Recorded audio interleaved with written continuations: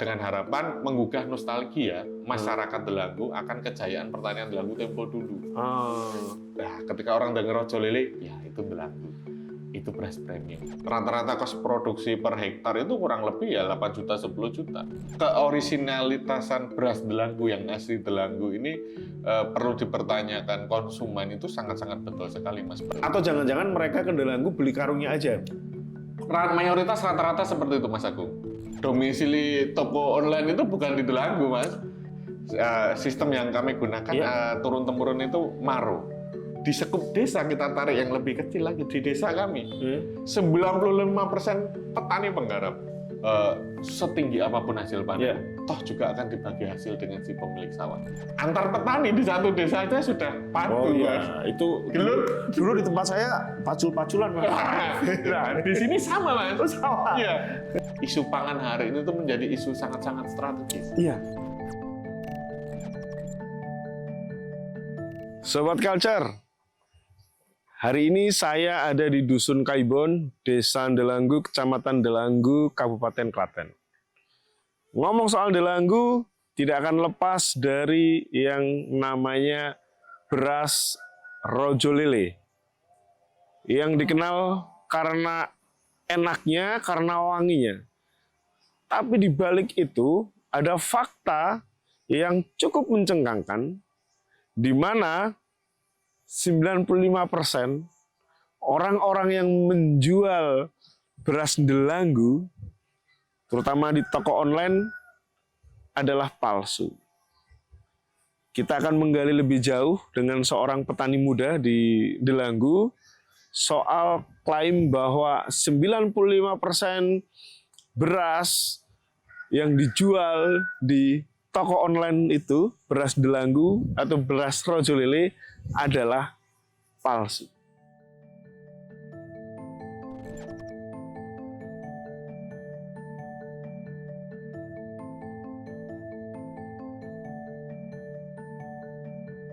Sobat Culture, seperti yang tadi saya bilang, saya ingin ketemu dengan sosok anak muda, petani muda, yang dia rela jauh-jauh pulang kampung demi Rojo Lele. Mas Eksan Hartanto. Iya. Ya, Mas Eksan, matur nuwun sudah diterima. Sami-sami, Mas Agung. Ini kesekian kalinya saya main. Ya, dulu itu obrolannya belum selesai. Jadi ada banyak sebenarnya yang diobrolkan saya dengan Mas Eksan.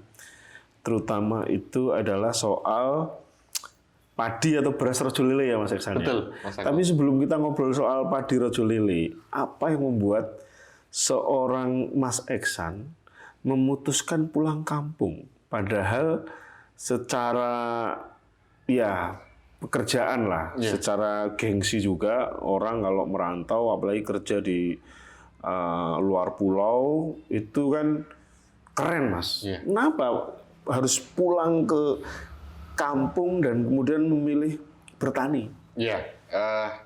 Terima kasih, Mas Agung. Jadi selamat datang di Omah Rojo Lele di Desa Delanggu, Klaten, Jawa Tengah. Kenapa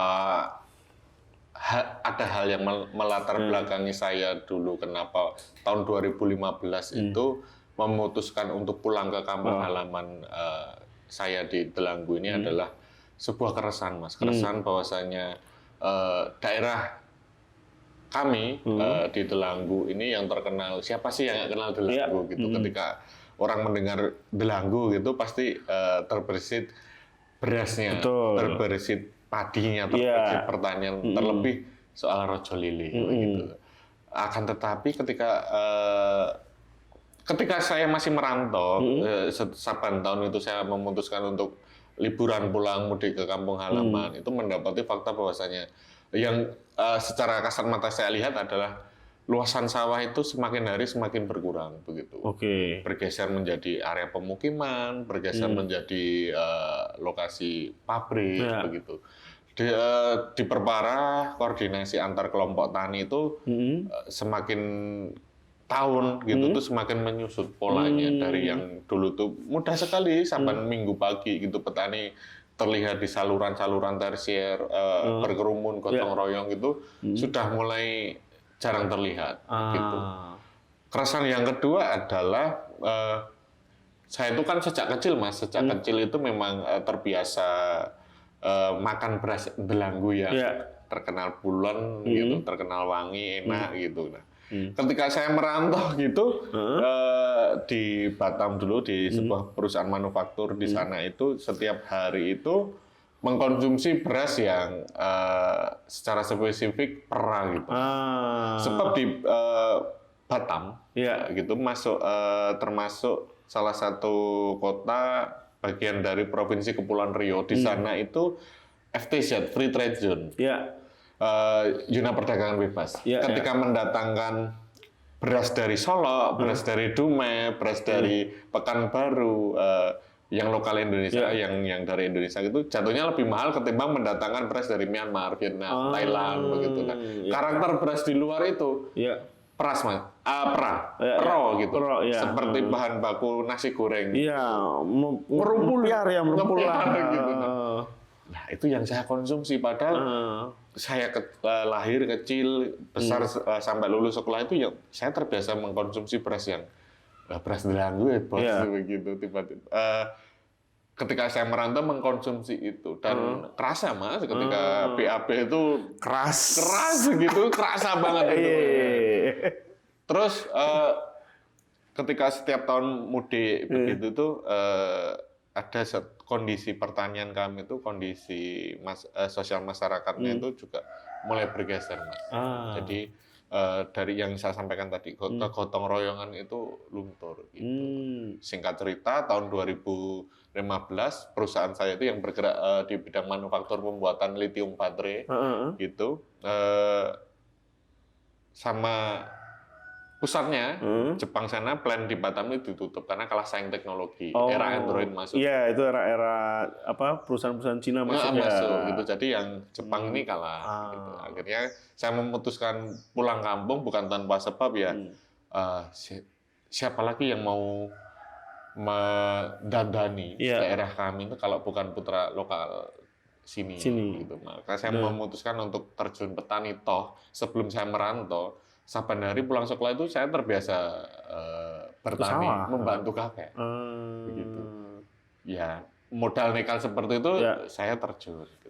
Nah, tapi dalam bayangan Mas Eksan ketika pulang ke sini itu apa yang ingin dilakukan? Terus kemudian ya dengan tadi ya background persoalan-persoalan di sinilah gitu kan, padinya sawahnya semakin berkurang, di sawah kok sudah enggak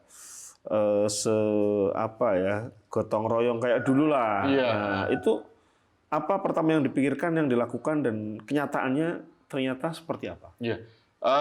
Ketika saya memutuskan terjun on farm langsung ke sawah gitu, itu sangat berbeda dengan sebelum saya itu pergi merantau Mas. Drastis sekali ya, seperti satu tadi kegotong royongan, keguyupan warga itu mulai luntur, komunikasi antar petani itu sudah mulai berkurang. Begitu kemudian struktur lembaga pertanian di desa gitu ya ada, tetapi itu kayak nggak ada strukturnya Mas. Gitu. Ini contohnya seperti ini.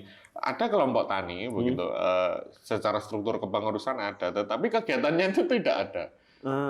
Hanya sebatas rapat aja jarang. Kalau ada kumpulan tani di desa, itu pemicunya dua. Pertama, ada serangan hama di sawah. Yang kedua, turun bantuan dari stakeholder pertanian. Petani ngumpul. Padahal kompleksitas permasalahan pertanian ketika saya menghadapi terjun langsung ke menjadi petani penggarap di Delanggu ini sangat banyak Mas. Dari air irigasi itu rebutan antar petani, bukan antar petani di desa, antar petani di satu desa aja rebutan, begitu. Terus kemudian monopoli tengkulak, panenan kami, begitu. Dan masih banyak lagi. Itu yang membuat saya, loh kok jauh banget ya kondisi dulu dengan yang sekarang gitu. Pun harga-harga panen itu juga fluktuatif, ditentukan petani itu tidak diikut sertakan dalam penentuan harga gabah sepihak oleh pembeli. Iya. Oke, nah tapi ini salah satu obrolan yang menarik saya dengan Mas Eksan ya. Iya. Jadi saya pun juga menemukan fakta itu, tetapi tidak tahu di balik itu apa. Jadi kalau di berbagai daerah lah itu banyak karung berlabelkan itu beras Delanggu, rojo lele. Iya, saya pikir isinya wah ini dari Delanggu itu. Tapi saya sempat ngobrol dengan Mas Eksan, ternyata itu enggak. Itu memang seperti itu, Mas. Iya. Jadi kondisi keorisinalitasan beras Delanggu yang asli Delanggu ini perlu dipertanyakan. Konsumen itu sangat-sangat betul sekali, Mas. Bagaimana peredaran jual beli karung yang ada, karung beras yang ada sablonannya Delanggu itu masif dilakukan, dan konsumen itu rata-rata bukan hanya orang Delanggu saja, mayoritas justru dari luar Delanggu begitu. Betul. Kan saya lihat di berbagai daerah, udah kalau lihat karung Delanggu isinya nih, wah dari Delanggu nih. Iya. Tapi ternyata bukan. Belum jaminan bahwasanya itu beras asli Delanggu begitu. Atau jangan-jangan mereka ke Delanggu beli karungnya aja. Mayoritas rata-rata seperti itu, Mas Agung. Saking premiumnya beras rojo lele ya, itu kemudian tadi itu Delanggu itu dijadikan brand Delanggu itu dijadikan sebagai ya tadi itu daya tarik untuk kemudian membuat orang beli. Padahal isinya belum tentu beras dari Delanggu. Betul.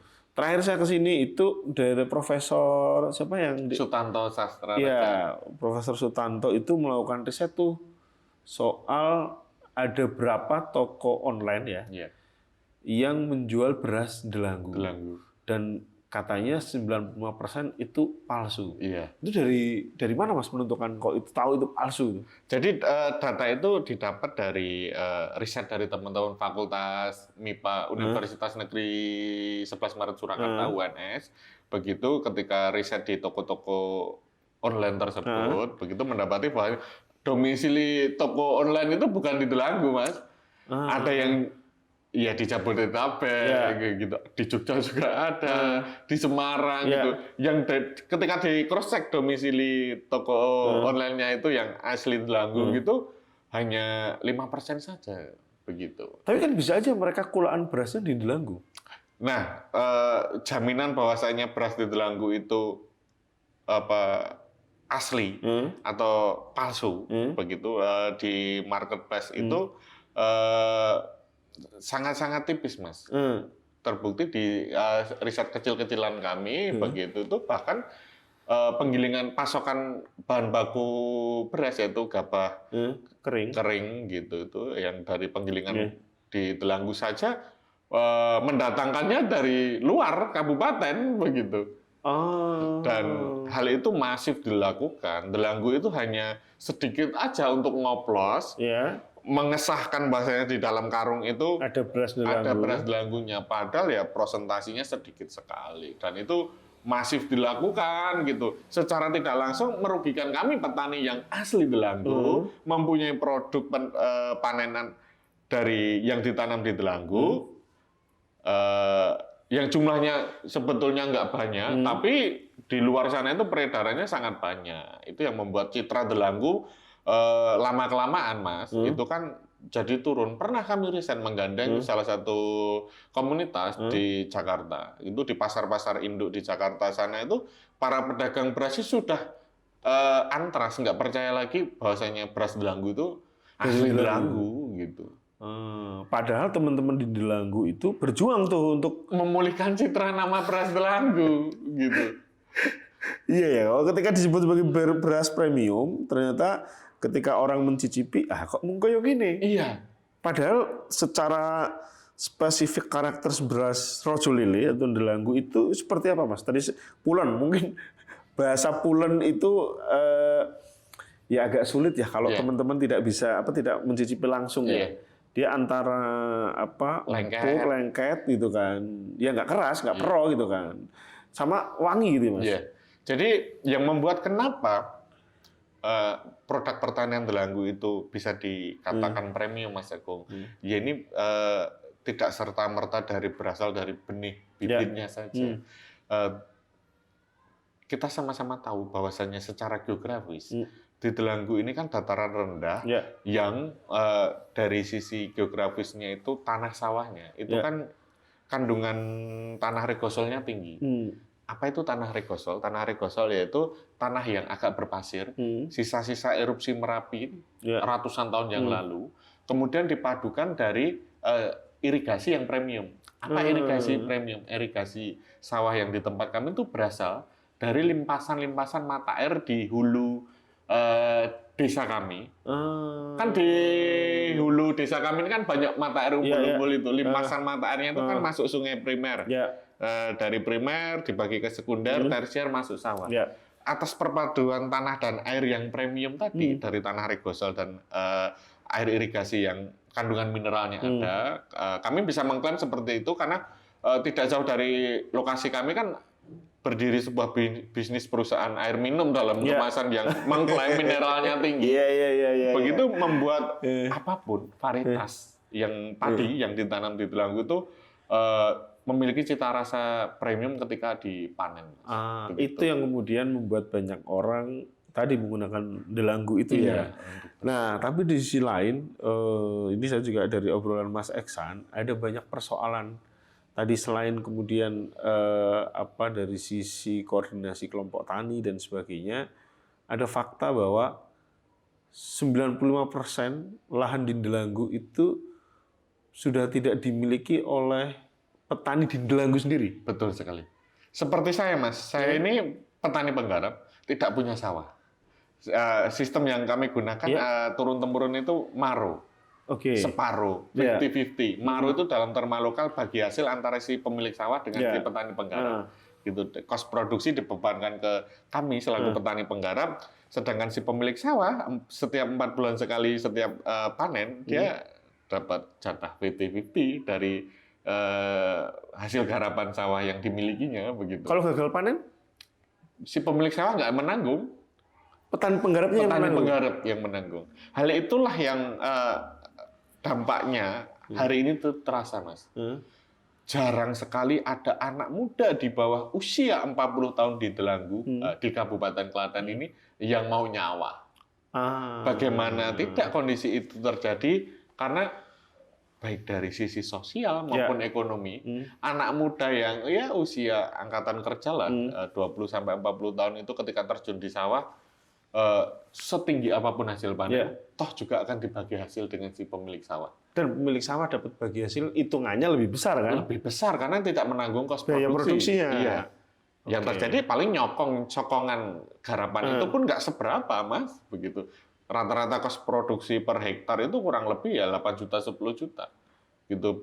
Pemilik sawah sokongan kurang lebih hanya 2 juta saja. Gitu. Iya, hitungannya ini ya. Nggak adil dalam konteks kayak ini kan lagi kayak wabah tikus itu juga tidak ditanggung sama si pemilik lahan. Pemilik lahan berdalih kan sudah ada asuransi usaha pertanian AUTP begitu. Lah padahal untuk mendaftar asuransi usaha tani pertanian begitu kan syarat administratifnya kan terakhir dokumen kepemilikan sawah harus punya lahan. Begitu. Sebenarnya tanah penggarap. Tanah penggarap. Petani penggarap. Iya. Itu yang membuat sensus pertanian tahun 2023 baru 2 tahun yang lalu. Di Kabupaten Klaten jumlah petani penggarapnya 70%. 70%? Ya, di tingkat kabupaten. Di sekup desa kita tarik yang lebih kecil lagi di desa kami. 95% petani penggarap. Yang petani pemilik yang sawahnya dimiliki sendiri, dikerjakan sendiri, hanya 5%. Maka tidak heran, bertani hari ini tuh bagi anak muda sesuatu yang belum memiliki privilege, sesuatu yang wah gitu. Meskipun kita sama-sama tahu, isu pangan hari ini tuh menjadi isu sangat-sangat strategis. Iya, betul. Yang menguasai pangan ya itulah yang menguasai dunia, negara lah gitu kan. Nah, Mas, itu kemudian apa? Yang mendasari kemudian mendirikan Sanggar Rojo Lele karena persoalan-persoalan itu. Sepakat, betul sekali. Jadi atas keresahan itu dan persoalan-persoalan kompleksitas permasalahan pertanian yang ada di Delanggu di Kabupaten Klaten ini, kami beberapa pemuda di Delanggu ini menginisiasi lahirnya sebuah wadah atau komunitas untuk memperjuangkan atau menguatkan kembali ekosistem pertanian Delanggu agar identitas Delanggu ini ya tidak lekang, nggak hilang lah oleh sektor lain begitu. Nah, kami mencoba mempertahankan identitas Delanggu. Tahun berapa berarti Mas Sanggar? Sebetulnya Sanggar Rojo Lele ini embrionya dari Karang Taruna di desa kami, Mas. Kami lahir dari Karang Taruna. Karena Karang Taruna ya di desa itu kan lumrahnya itu kan menjadi pramusaji di hajatan, nyinom begitu. Rasa-rasanya kita perlu wadah lagi turunan dari Karang Taruna yang bisa mewadahi platform untuk penguatan ekosistem pertanian. Maka lahirlah Sanggar Rojo Lele. Kenapa kami namanya Sanggar Rojo Lele? Dengan harapan menggugah nostalgia masyarakat Delanggu akan kejayaan pertanian Delanggu tempo dulu. Nah, ketika orang dengar Rojo Lele, ya itu Delanggu, itu beras premium. Nah, itu coba yang kita kuatkan di ingatan masyarakat agar isu agraris, isu pertanian oleh masyarakat Delanggu sendiri itu menjadi obrolan sehari-hari. Maka lahirlah Sanggar Rojo Lele itu, Mas. Sejak tahun 2017. 2017. Iya. Nah, tapi kan artinya bukan hanya sekedar nostalgia kan, tapi ada gerakannya. Iya, ada gerakannya nih. Terus apa Mas yang diperjuangkan di Sanggar ini? Ketika di awal kami mendirikan Sanggar Rojo Lele, sadar betul Mas, kami itu keterbatasan SDM pemuda di desa kami itu keterbatasan yang mempunyai ilmu pertanian. Nggak ada pun yang lulusan sarjana pertanian di anak-anak muda di sini. Ya anak petani ya anak petani saja, tapi nggak ada. Kami sadar betul atas kekurangan kami itu, maka ketika kita mengadvokasi petani gitu di on farm maupun off farm, ya jatuhnya kurang efektif, Mas. Kita kumpulkan tuh di balai desa, kita kumpulkan di pendopo begitu. Yang kita kumpulkan tuh petani di satu desa kami itu 50 sampai 60 orang. Itu rata-rata usia 70, 80, 90 tahun. Ketika kita ajak, yuk kita beralih ke konversi organik, yuk kita bikin pupuk sendiri. Yang terjadi ya masuk telinga kanan, keluar telinga kiri karena pendekatannya normatif. Begitu. Rasa-rasanya perlu pendekatan lain waktu itu. Tahun 2017 ketika Hari Tani Nasional gitu, kami menginisiasi sebuah gerakan platform festival menyuarakan budaya pertanian di Delanggu. Namanya waktu itu Festival Mbok Sri Mulih, Mas. Sebuah gerakan yang ingin menyuarakan isu agraris di Delanggu, tetapi dibalut dengan pertunjukan festival begitu. Jadi nggak monoton soal bersuara soal isu pertanian, tapi ada sisi hiburannya. Ternyata jauh lebih efektif, Mas. Isu-isu pertanian di Delanggu, isu-isu soal irigasi, isu-isu soal pasca panen, isu-isu soal ingin mengembalikan kejayaan Rojo Lele itu mulai ditangkap stakeholder, Mas. Ada berangkat dari platform festival tersebut.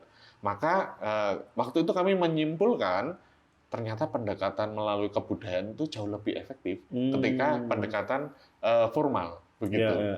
Maka sejak saat itu setelah festival, pasca festival, kita inisiasi gerakan namanya Jagongan Tani, Mas. Yaitu sebuah forum musyawarah antar petani, antar pengurus petani dengan pemerintah desa untuk mencarikan solusi dari kompleksitas permasalahan pertanian di desa. Sebab apa, Mas? Ada platform itu.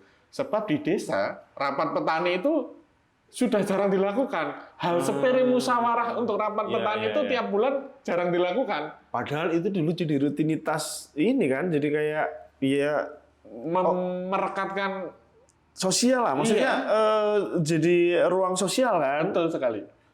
Nah itu sudah jarang dilakukan. Nah atas keberhasilan kami mengadakan festival kami yang pertama itu, karena ada festival yang pertama itu ada salah satu program festival namanya Jagongan Tani. Kita lanjutkan, Mas. Tapi jadi agenda rutin setiap bulan. Begitu. Ternyata dari obrolan musyawarah mencarikan solusi itu selama ini benang merah akar permasalahan kita hanya satu. Kurang komunikasi. Maka platform itu menjadi platform Jagongan Tani yang rutin kami gelar setiap bulan itu bertahan sampai sekarang. ya kami merasa ada capaian-capaian belum besar, capaian-capaian kecil, tapi mampu mengurai permasalahan pertanian yang ada di Delanggu dan terbukti efektif, Mas. Oke. Apa Mas misalnya yang kemudian lewat jagongan tani itu ada ya apakah menemukan solusi atau mengurai benang kusutnya? Oh berarti harus ini dulu nih yang dilakukan kayak gitu. Salah satu keberhasilan advokasi kami di bidang penguatan kembali ekosistem pertanian Delanggu itu ya dulu itu adalah soal revitalisasi bendung irigasi, Mas. Jadi di hulu Delanggu ini ada sebuah bendung gitu yang menjadi suplasi air irigasi tersier di tempat kami di desa kami.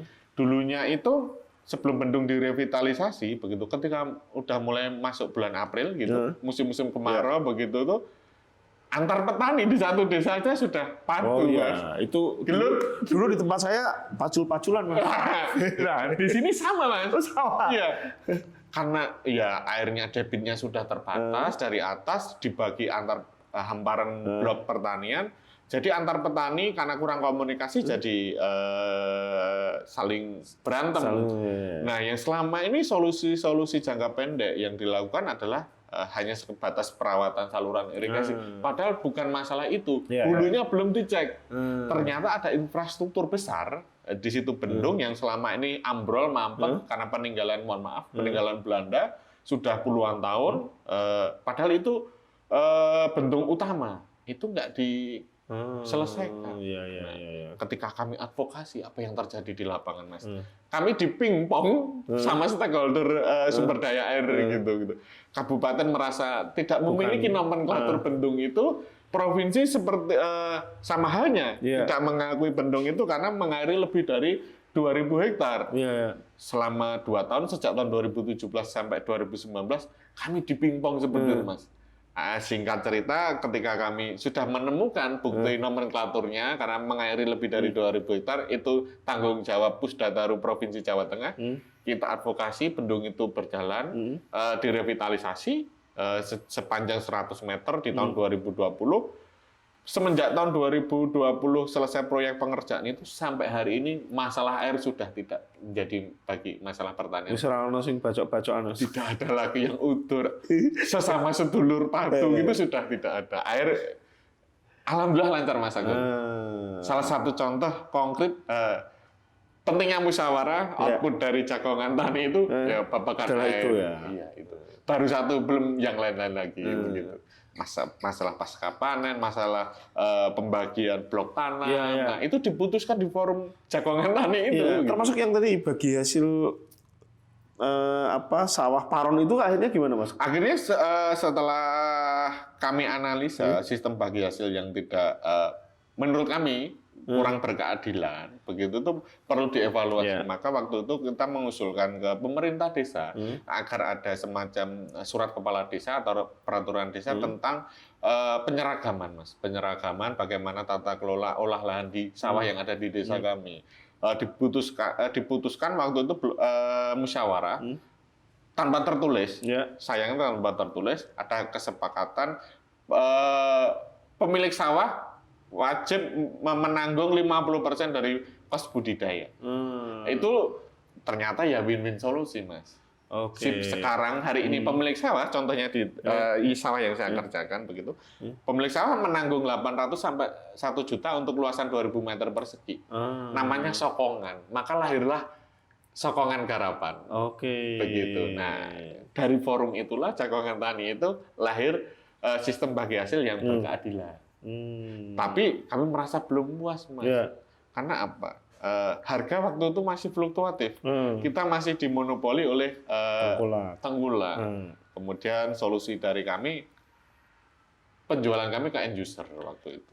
Penjualan langsung hasil panen kami. Itu sampai sekarang jalan? Iya, sampai sekarang jalan. Nah, jadi, itu ya artinya kan ini ya Sobat Culture, kalau mau tadi beli online belum jaminan itu, walaupun mereknya Delanggu Rojo Lele belum jaminan kalau itu benar-benar dari Delanggu. Nah, Sanggar Rojo Lele punya solusinya. Jadi itu menampung padi beras dari teman-teman di sini, petani di sini, kemudian dijual. Jadi kami dibantu perguruan tinggi Fakultas Pertanian Universitas 11 Maret Surakarta untuk membuat rekayasa marketing baru, Mas. Yang selama ini ternyata rantai distribusi padi kita tuh panjang sekali. Dari petani jual putus gabah, terus kemudian ditangkap tengkulak dilempar centini 1, dilempar centini 2, baru ditangkap penyerap swasta maupun Bulog. Ya, Wilmar maupun Bulog. Begitu. Setelah ditangkap 2 ini baru diolah jadi beras yang masuk konsumen. Panjang sekali, Mas. Begitu. Nah, kami menyadari panjangnya rantai supply chain tadi itu membuat petani yang dirugikan. Gitu. Karena dibeli harga paling murah karena panjangnya rantai. Setiap pos-pos supply chain tadi kan otomatis mencari keuntungan. Bagaimana kita memangkas rantai supply chain ini supaya langsung ke end user. Begitu, dan itu terbukti berhasil, Mas. Petani ketika kami inisiasi gerakan menjual beras langsung ke end user, begitu itu pendapatannya itu naik sekitar 60%. Begitu dalam 1 hektar. 60% ya. Biasanya jual putus gabah 4.500, 5.000. Disclaimer dulu, sebelum Bappenas dan Kementerian Pertanian menetapkan HPP 6.500 per kilo. Itu tahun 2019 kami sudah membuat rekayasa marketing itu langsung ke end user itu. Sampai sekarang. Sampai sekarang. Salah satu PR-nya itu dilakukan soal regenerasi petani. Betul, Mas. Nah, apa nih? Apakah itu strateginya atau ya muncullah eksan baru ya yang dia pulang kampung datang bukan sekedar hanya bernostalgia, tapi bagaimana kemudian mengembalikan kejayaan beras Delanggu. Mas Agung, kami ada cerita menarik ketika pandemi tahun 2020-2021 dulu. Banyak itu anak-anak muda, anak-anak kota yang tiba-tiba bukan tiba-tiba, memang gabut, nggak ada kerjaan, kemudian berkebun, bertani, begitu. Cuman setelah COVID, nggak tahu kemana lagi teman-teman yang pegiat pertanian itu. Ya masih bertahan paling 1-2 gitu. Nah, padahal waktu itu sektor pertanian ketika pandemi, ketika COVID itu menjadi salah satu sektor yang paling survive. Ketika menilik dari dari sisi guncangan ekonomi, sektor pertanian terpengaruh nggak terlalu kuat gitu. Berbeda dengan sektor-sektor yang lain. Maka ketika itu muncul anak-anak muda yang sebetulnya mau belajar bertani, cuman setelah pandemi mereda, mereka balik lagi ke kota, mereka balik ke sektor-sektor lain jadi pekerjaan utama. Padahal waktu itu kami menyimpulkan bahwasanya profesi petani itu bukan privilege yang bagi anak muda itu yang jelek-jelek banget sih. Begitu. Buktinya ketika kita krisis pangan waktu pandemi waktu itu banyak anak muda yang tertarik. Begitu. Jadi, namun ketika setelah pandemi mereda, fakta di lapangan kenapa anak muda gitu jarang tertarik ke menggeluti profesi pertanian, utamanya pertanian pangan, pertanian padi ya. Setelah kami analisa memang kepemilikan sawah itu menjadi halangan utama, Mas. Gitu. Banyak anak-anak muda gitu ketika belajar bertani, kos sewa sawah aja udah tinggi. Itu yang membuat kami menyimpulkan bahwasanya agar menarik minat anak muda di pertanian di desa lah, begitu mau bertani ya distribusi sawah, Mas. Itu solusi yang paling. Berarti Mas Eksan ini setuju ya, kalau tanah yang nganggur, nggak ada penggarapnya, sebaiknya kasihkan petani aja? Lebih spesifik, bukan land reform ya, Mas, bukan reforma agri ya. Karena kami pernah membuat artikel gagasan kami, begitu kita kirim ke beberapa media untuk mengatasi krisis regenerasi petani di Indonesia ini. Itu utamanya komoditi pangan, petani padi, yaitu redistribusi sawah, Mas. Beda dengan reforma agraria. Reforma agraria lebih kepada tanah-tanah milik negara yang selama ini mangkrak, nganggur, tidak digarap, diberikan kepada masyarakat, begitu. Kalau redistribusi sawah adalah sawah-sawah yang sebetulnya itu produktif, tetapi dimiliki keluarga yang bukan profesinya petani, seperti yang terjadi di Delanggu. Kepemilikan sawah ini dimiliki bukan keluarga petani, begitu. Mereka hanya menggunakannya sebagai apa? Aset. Investasi, Mas. Tanah ini kan sawah sepanjang tahun naik gitu kan, asetnya semakin bertambah begitu. Bukan lagi menilik dari tanah itu digunakan untuk budidaya, hanya untuk sekedar aset. Nah, gagasan kami adalah supaya menarik anak muda di desa itu minimal muncul dulu minat menjadi profesi petani adalah lahan-lahan sawah yang selama ini sebetulnya produktif, kepemilikannya bukan dari keluarga petani. Negara mengambil sikap begitu, diambil oleh negara dengan teknis apapun, kita ngikut negara gitu, entah dibeli atau seperti apa, kemudian didistribusikan ke desa, Mas.